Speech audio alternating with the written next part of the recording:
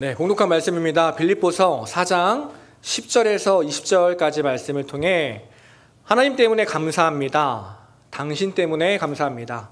하나님 때문에 감사합니다. 그리고 당신 때문에 감사합니다. 라는 제목으로 은혜를 나누도록 하겠습니다. 세상에 당연한 것은 없습니다. 세상의 모든 것은요, 당연한 것이 아니라 소중한 것입니다. 따스한 어느 봄날에 한 눈먼 거지 소녀가요, 프랑스에 있는 노트르담 대성당 정문 앞에 섭니다. 그녀는 앞이 보이지 않기 때문에 생계를 이어가기가 힘들었어요. 그래서 고민 끝에 힘든 결정을 합니다. 사람들에게 도움을 청하기로 결정합니다. 말을 할 수 있는 용기가 없어서 집에서 준비해온 팻말을 조용히 들었습니다. 그 팻말에는 이런 말이 쓰여 있었습니다. 저는 눈이 멀었습니다. 저에게 제발 한 푼만 도와주십시오. 성당에는 많은 사람들이 있었지만 다들 그녀를 거들떠보지 않았습니다. 그냥 스쳐 지나갔어요. 시간이 지나도요, 사람들이 그녀에게 관심을 보이지 않자 그녀의 마음도 점점 포기를 하기 시작했습니다. 그때 어떤 남자가 그녀에게 다가와서 이렇게 말을 건넸습니다. 혹시 당신이 쓴 글에 한마디만 추가해도 될까요? 그러자 그녀가 말합니다. 네, 그렇게 하세요. 어차피 이제 모든 기대가 끝났다고 생각했기 때문에 한마디 더 추가해봤자 뭐가 달라질 거냐 생각했던 것이죠. 그녀의 말을 듣고 그 남자가요, 그 팻말에 한마디 글을 덧붙이고 사라집니다. 잠시 후 놀라운 일이 일어나기 시작합니다. 반전이 일어나기 시작해요. 그냥 스쳐가던 사람들이 이제 그 자리에 멈춰서 그녀 앞에 놓인 작은 바구니에 돈을 넣기 시작합니다. 그리고 몇몇 사람들은요, 그녀를 붙들고 힘내세요. 기도할게요. 그녀를 격려하고 가기 시작했어요. 몇 시간이 흐른 뒤에 아까 그 남자가 다시 소녀를 찾아왔습니다. 그리고 소녀에게 이렇게 얘기해요. 상황이 좀 나아졌나요? 그러자 그 소녀가 얘기하는 거예요. 아니, 나아진 정도가 아니라 기적이 일어났어요. 대체 당신 누구십니까? 그리고 이 팻말에 뭐라고 적은 거예요? 알고 보니까 그 남자는요, 프랑스의 시인이었던 로제 까루유라는 사람이었습니다. 그리고 그가 쓴 글은 다음과 같았어요. 나는 당신들이 볼 수 있는 봄을 보지 못합니다. 이 글을 읽은 사람들의 마음은 어땠을까요? 그 글을 읽기 전까지만 해도 집 밖을 나서면서 오늘은 어제보다 좀 따뜻하구나. 왜 오늘따라 성당 앞에 이렇게 사람이 많은 거야? 오늘 점심은 뭘 먹을까? 오늘 하루도 그냥 내 삶에 갇혀서 당연한 듯이 살아갔을 것입니다. 그러자 그 글귀를 보고 깨닫게 된 것이죠. 오늘 내 삶이 당연한 것이 아니었구나. 내가 지금 보고 있는 것이 당연한 것이 아니구나. 누군가는 누리지 못하고 있는 것이구나. 그것을 깨닫자 기적이 일어나기 시작합니다. 눈먼 소녀에게도 기적이 일어났지만요, 그녀를 스쳐가던 많은 이들의 삶에도 기적이 일어납니다. 나를 위해 살던 삶에서 남을 위해 사는 삶으로 변화되었기 때문입니다. 세상에서 가장 아름다운 글은 시인이 쓴 글이다라는 말이 있습니다. 왜 그렇게 말하냐면요, 시인의 글을 통해 당연한 것의 소중함을 깨닫기 때문입니다. 그리고 그것을 통해 사람들의 마음을 변화시키기 때문입니다. 우리가 잘 아는 시, 사실 우리가 잘 아는 시가 별로 없어서 목사님이 알려주신 몇 가지 시 중에 기억나는 시를 하나 가져왔습니다. 안도현 시인이 쓴 너에게 묻는다라는 시입니다. 연탄재 함부로 발로 차지 마라. 너는 누구에게 한 번이라도 뜨거운 사람이었느냐. 제가 어릴 때만 해도요, 겨울이 되면 골목마다 연탄재가 있었습니다. 아마 청년들은 모를 텐데 연식에 의해서 이제 드러나는 거죠. 아이들의 겨울 놀이 중에 하나가 그 연탄재를 발로 차면서 노는 거였어요. 어차피 미끄러짐을 방지하기 위해 그 연탄재 다 깨부실 건데 발로 차는 건 어때?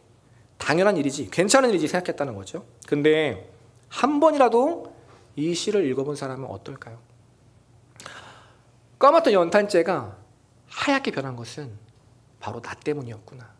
우리 가족을 위해서 저 연탄재가 저렇게 변했구나. 나를 위해서 희생했구나. 어쩌면 나는 저 연탄재보다도 못한 사람일 수 있겠구나. 그 하찮은 연탄재를 보면서 다시 소중함을 깨닫게 됩니다. 그리고 감사를 경험하게 됩니다. 무슨 말입니까? 당연한 것을 당연하게 보지 않는 것. 당연한 것을 감사하게 보는 것이야말로 세상에서 가장 아름다운 일입니다. 사람도 마찬가지입니다.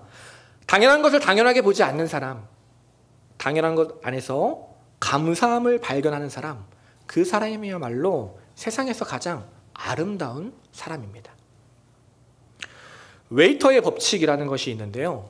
이게 뭐냐면 미국의 최고 경영자와 인사관리자들 사이에서는 진리처럼 통하는 법칙입니다. 어떤 법칙이냐면요.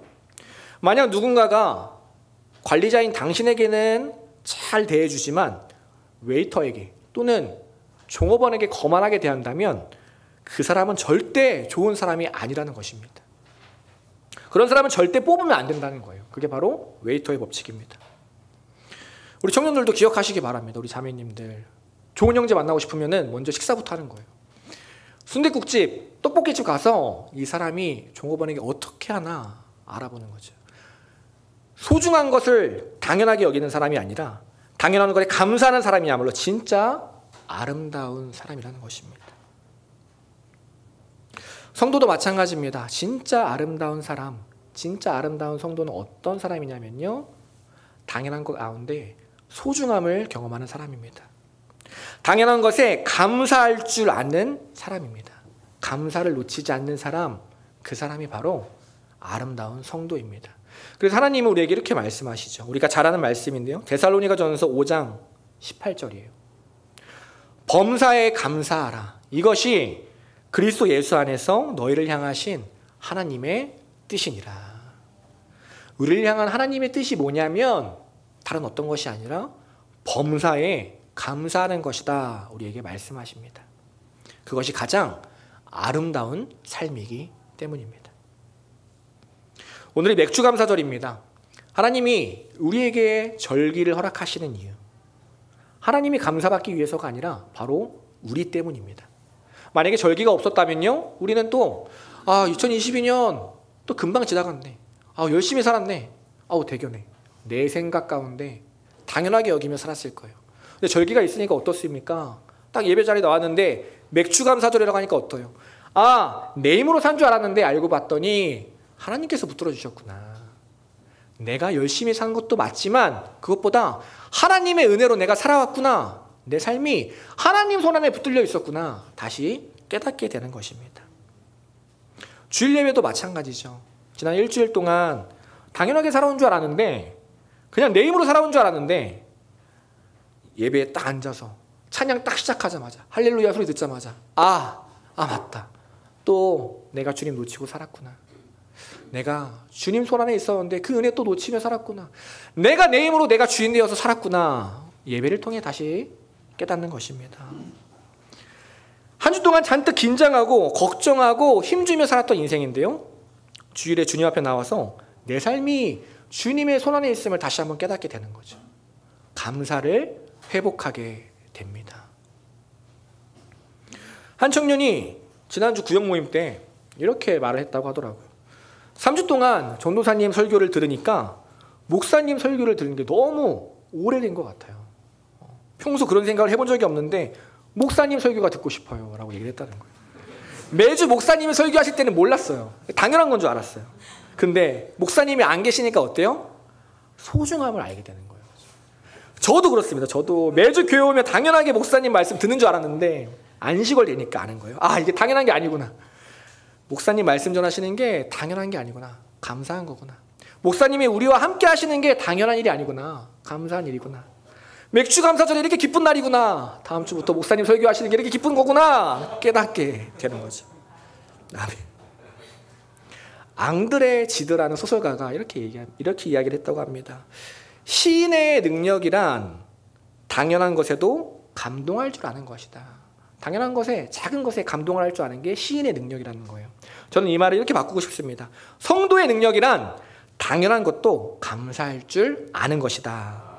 성도의 능력이 무엇입니까? 내 힘으로 큰 일을 해내는 것이 성도의 능력이 아니에요.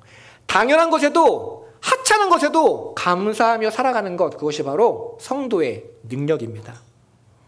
우리의 능력은요, 당연한 것에도 감사하는 것에 있습니다. 어떤 상황에서도 감사하는 믿음의 백성, 저 여러분 되기를 간절히 소망합니다. 어떤 상황에서도 그 감사의 능력을 잃지 않는 우리 사랑교회 모든 성도님들 되시기를 간절히 소망합니다. 성경에서 그렇게 살았던 사람, 어떤 상황 속에서도 감사의 능력을 놓지 않았던 사람 딱 한 명 꼽자면요, 바로 사도 바울입니다. 우리 지난 한 달간 빌립보서를 오늘 나눴는데요, 오늘이 마지막 시간입니다. 빌립보서를 기쁨의 서신이라고 말합니다. 다른 말로 하면 뭐냐면요, 감사의 서신이라는 거예요. 어떤 상황 속에서도 하나님께 기뻐한다는 거예요. 어떤 상황 속에서도 하나님께 기뻐하는 내용이 담겨 있는 거예요. 감옥에 갇혀서도, 공경에 처해서도 하나님 때문에, 하나님 한 분 때문에 감사하는 사람, 그 사람이 바로 사도 바울이었습니다. 오늘 본문도 마찬가지입니다. 마지막 4장인데요, 시작도 끝도 모두 감사입니다. 시작하는 10절에 벌써 이렇게 이야기를 해요. 내가 주 안에서 크게 기뻐한다, 감사한다라는 거예요. 그리고 감사한 내용을 쭉쭉 기록하기 시작합니다. 그리고 마지막 20절에 이렇게 말해요. 하나님 곧 우리 아버지께 세세 무궁하도록 영광을 돌릴지어다. 아멘. 너희들 나 고생하고 있으니까 나 기억해야 된다, 또 사식 넣어줘야 돼, 이게 아니라 하나님 감사합니다, 하나님 모든 영광 홀로 받아주십시오. 하나님께 감사를 돌리고 있습니다. 성도의 삶은요, 시작도 과정도 끝도 모두 감사입니다. 처음부터 마지막까지 감사로 시작해서 감사로 마칩니다. 오늘 말씀을 통해서요, 지난 상반기의 삶을 감사로 마무리하는 저와 여러분 되길 소망합니다. 그리고 이미 시작한 하반기의 삶, 내일부터 시작한 한 주간의 삶, 감사로 시작하는 믿음의 백성 되시기를 간절히 소망합니다. 그럼 우리가 감사할 수 있는 이유가 무엇인가? 오늘 바울의 삶을 통해서 두 가지를 나누려고 합니다. 설교 제목인데요, 먼저는 하나님 때문에 감사하다는 거예요. 그리고 두 번째는 당신 때문에 감사하다는 것입니다. 우리 이웃들, 우리 허락하신 지체들을 통해 감사하다 이야기합니다. 하나씩 보겠습니다. 먼저는 하나님 때문에 감사할 수 있습니다. 바울이 12절에 이렇게 말합니다. 나는 궁핍에 처할 줄도 알고 풍부에 처할 줄도 압니다. 나는 배부르든 배가 고프든 풍족하든 궁핍하든 모든 형편에 처하는 비결을 배웠습니다. 한마디로 말하면요, 어떤 형편에서든 나는 감사할 수 있는 사람입니다 라고 이야기하는 거예요. 여러분, 풍족할 때, 배부를 때 감사하는 건요, 누구나 할 수 있는 감사입니다. 하나님을 믿지 않아도 세상에 있어도 그러한 감사는 누구나 할 수 있는 감사예요. 성도의 감사는 달라야 합니다. 성도의 감사는요, 세상의 감사보다 훨씬 더 깊어야 됩니다. 훨씬 더 넓어야 됩니다. 수준이 달라야 돼요. 풍족할 때뿐만이 아니라 부족할 때도 감사할 수 있는 사람, 그 사람이 바로 저와 여러분, 바로 성도입니다. 어떻게 그럴 수 있는가? 바울이 이어서 이야기해요. 13절에 이렇게 얘기합니다. 우리가 아주 잘 아는 말씀이에요. 내게 능력 주시는 분 안에서 내가 모든 일을 감당할 수 있기 때문입니다. 이 구절은요, 크리스천들이 가장 좋아하는 구절 중에 하나죠. 저도 어릴 때 제일 먼저 외웠던 구절 중에 하나가 이거였던 것 같아요. 보통 이 구절을 우리가 언제 써먹습니까? 시험을 앞두고 있을 때, 큰 일을 앞두고 있을 때, 설교를 앞두고 있을 때 이 말씀을 해서 없던 능력도 막 생길 것 같죠? 그런데 이 구절만큼 우리가 오해하고 남용되는 구절이 없다는 거예요. 이 구절에서 중요한 것은요, 뒷부분이 아닙니다. 내가 모든 것을 할 수 있다는 파트가 아니에요. 정말 중요한 부분은 어디에 있냐? 앞부분에 있습니다. 내게 능력 주시는 자 안에서. 한마디로 말하면요, 먼저 주님 안에 거해야 한다. 주님이 모든 것을 책임지신다. 주님이 계신다면, 주님만 붙든다면 나는 어떤 상황 속에서도 살아갈 수 있음을 믿습니다 라는 고백입니다. 그러니 하나님 때문에 감사합니다라는 고백은 어떤 말이에요? 아무것도 없어도 감사합니다. 왜 없어도 감사합니까? 나에게 그 모든 것보다 더 소중한 하나님이 계시기 때문입니다. 다른 무엇이 더 없어도 이미 하나님께 받은 것이 있기 때문이에요. 풍족하지 않아도 하나님이 계신다면 살아갈 수 있다, 우리에게 말하고 있는 것입니다. 한 성도가요, 휴가를 내서 수도원을 방문했습니다. 그러자 그 수도원을 관리하는 수도사가 성도님께 이렇게 이야기해요. 어떤 일로 오셨습니까? 예, 제가 삶이 너무 힘들어서 이것도 필요하고 저것도 필요해서 작정 기도를 하려고 왔습니다. 그 마음이 얼마나 귀합니까? 그러니까 수도사가 이어서 얘기해요. 그러시군요. 여기 있는 기간 동안 그것들을 달라고 충분히 기도하시기 바랍니다.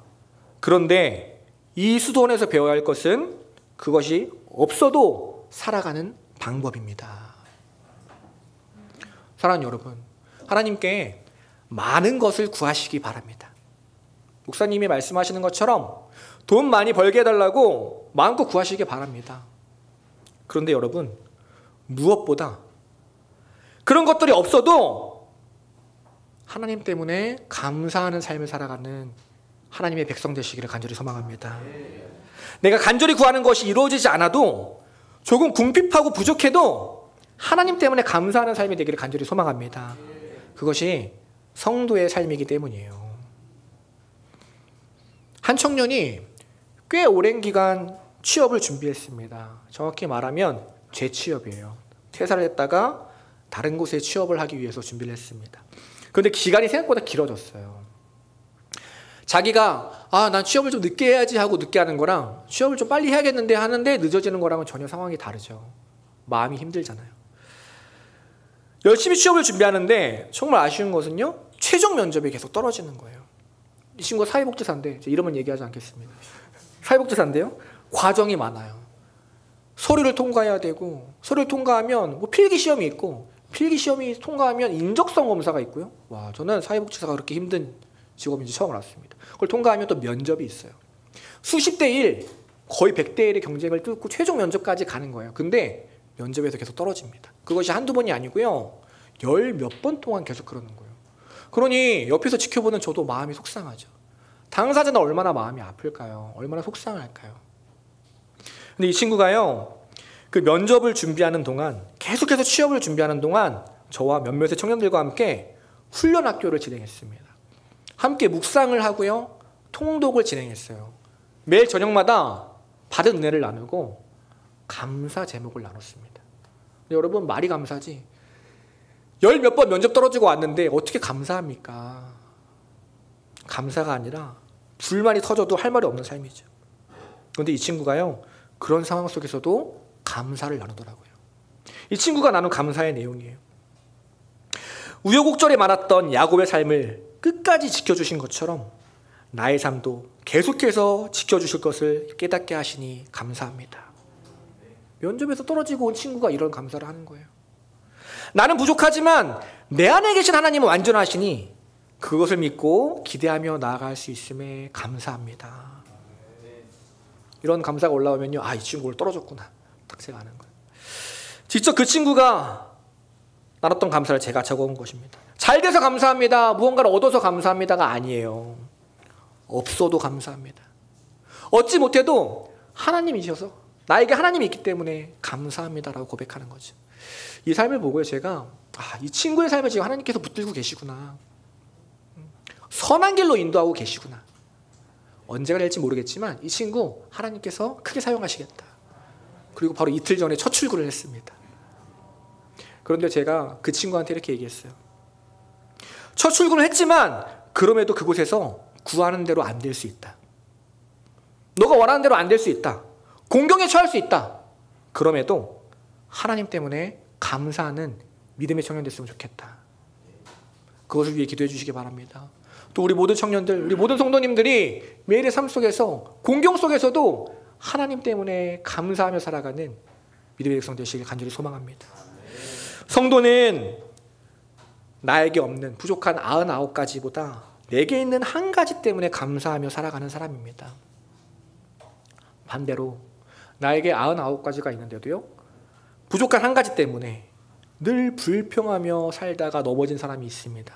누구냐면 아담입니다. 하나님이 아담에게 모든 걸 허락하셨어요. 그러나 선악과만은 먹지 말라 얘기하셨습니다. 99가지를 가졌지만 그 한 가지, 그 불평 때문에 아담은 넘어집니다. 상반기 동안에 우리에게 좋은 일만 있지 않았습니다. 힘든 일, 속상한 일, 어려운 일 우리 삶 가운데 많았죠. 그럼에도 우리가 감사할 수 있는 이유가 무엇입니까? 딱 한 가지 이유. 하나님이 내 삶에 계시기 때문입니다. 하나님께서 지금도 내 삶에 붙들고 계시기 때문이에요. 그러니 성도는요, 어떠한 상황 속에서도 감사하며 살아갈 수 있습니다. 우리가 수백 가지 이유로 감사할 수 있지만, 그러나 무엇보다 하나님 한 분 때문에 감사하며 살아가는 저 여러분들을 소망합니다. 그 삶을 하나님께서 귀하게 여기십니다. 그리고 그 삶을 하나님께서 책임지십니다. 사도 바울처럼요, 어떠한 상황 속에서도, 공경에 처해서도 하나님 때문에 감사하며 내게 닥친 모든 일들 넉넉하게 이겨내는 믿음의 백성 되시길 간절히 소망합니다. 우리가 감사할 수 있는 첫 번째 이유, 바로 하나님이 계시기 때문이에요. 다음 두 번째 이유, 바로 당신 때문입니다. 10절에 바울이 이렇게 이야기합니다. 내가 주 안에서 크게 기뻐함은 너희가 나를 생각하는 것이 이제 다시 싹이 남이니 너희가 또 이를 위하여 생각하였으나 기회가 없었을 뿐이다. 무슨 말이냐면요, 빌립보 교회가 감옥에 갇힌 바울을 계속 돕고 있었던 것 같아요. 그런데 어떤 이유인지 모르겠지만 그 섬김이 잠시 끊겼던 것 같습니다. 그러다가 다시 바울을 향한 섬김이 이어지게 된 거예요. 그걸 보고 바울이 기뻐하고 감사합니다. 그런데 단순히 물질이 들어왔기 때문에 기뻐하는 것이 아니에요. 11절에 이어서 말합니다. 내가 궁핍함으로 말하는 것이 아니라 어떠한 형편에든지 나는 자족하기를 배웠다. 내가 물질 때문에 지금 기쁜 게 아니다. 내가 왜 기뻐하냐면 이 물질을 통해 나를 생각해주고 나를 위해 기도해주고 나와 함께 아파하는 당신들이 있기 때문에 감사하다. 무엇보다 내가 없어도 그 믿음의 자리를 굳건히 지켜주는 여러분이 있어서 감사하다. 당신들이 있기 때문에 감사하다 말하고 있습니다. 지난 한 달간 안식월을 보내면서요, 개인적으로 참 감사했던 것이 무엇이냐면 바로 성도님들 때문입니다. 제 교회에 오래 있으니까 혹시나 제가 밥 못 먹을까 봐 먹을 거 챙겨주시는 분들이 있어요. 근데 제 몸을 보시면 아시겠지만 제가 못 먹고 살지 않습니다. 많이 먹어서 문제죠. 먹을 거 챙겨주신 분들 너무 감사해요. 그런데 제가 정말 감사했던 것은 무엇이냐면요, 믿음의 자리를 지켜주셔서 감사했습니다. 이번 한 달 동안 부족한 전도사가 말씀을 전해도 믿음의 자리 지켜주시고 예배 자리 지켜주시고 함께 뜨겁게 기도해 주시고 받은 은혜 나누고 기뻐해 주셔서 그것이 정말 감사했습니다. 오늘부터 어른들 구역 모임 시작하잖아요. 여러분 2년 반 만에 시작하는 겁니다. 새로 시작하는 거잖아요. 근데 여러분 한번 생각해 보세요. 2년 반이라는 시간 동안 구역 모임이 흔들릴 수 있었습니다. 구역이 파괴될 수 있었어요.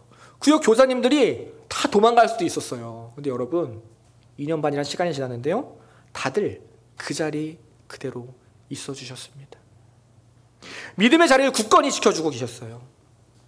만약에 구역 식구들이 다 도망가고 나 혼자 남았다면요, 목사님 저 구역원이 없는데 어떡하나요? 오늘 목사님과 구역 모임 해야 하나요? 그러지 않아서 얼마나 감사합니까? 여러분 우리가 감사한 이유는요, 혼자가 아니기 때문이에요. 내가 돌아갈 구역이 있고요, 함께 은혜 나눌 공동체가 있고 함께 기뻐하며 감사할 수 있는 지체들이 있기 때문입니다. 우리 청년들도 마찬가지예요.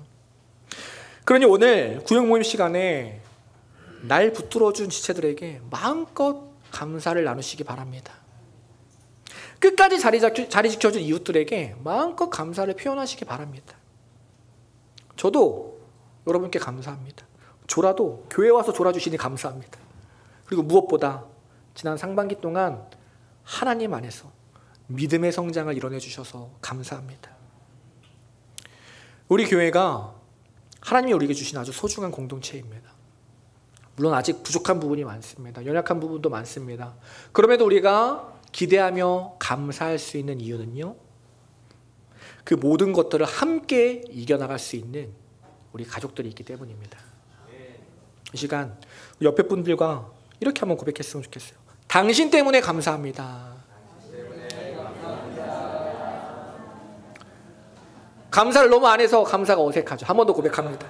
당신이 있어서 감사합니다. 아멘. 당신 때문에 감사합니다. 오늘 말씀 정리합니다. 세상에 당연한 것은 없습니다. 성도는 당연한 것들도 감사하는 사람입니다. 왜냐하면 하나님이 계시기 때문이에요. 그러니 나에게 풍족할 때도, 내가 부족할 때도 하나님 한 분 때문에 감사하며 살아갑니다. 그리고 우리에게 주신 귀한 선물, 내 가족, 내 이웃, 우리 교회가 있기 때문에 감사하며 살아갑니다. 그러니 마음껏 감사하시기 바랍니다. 2022년 남은 하반기도 하나님께서 붙들어 주십니다. 걱정, 근심 다 내려놓으시고요, 감사와 찬양으로 살아가는 저 여러분에게 소망합니다. 우리 모든 성도님들 주님께서 붙들어 주실 것입니다. 2022년을 마무리하는 그때 또 감사를 고백하는 저 여러분 되기를 간절히 소망합니다. 이 시간 찬양할 건데요, 새로 고백하는 찬양입니다. 찬양 제목이 감사입니다. 이 찬양의 가사를 묵상하시면서 우리가 놓쳤던 감사를 다시 회복하기를 간절히 소망합니다.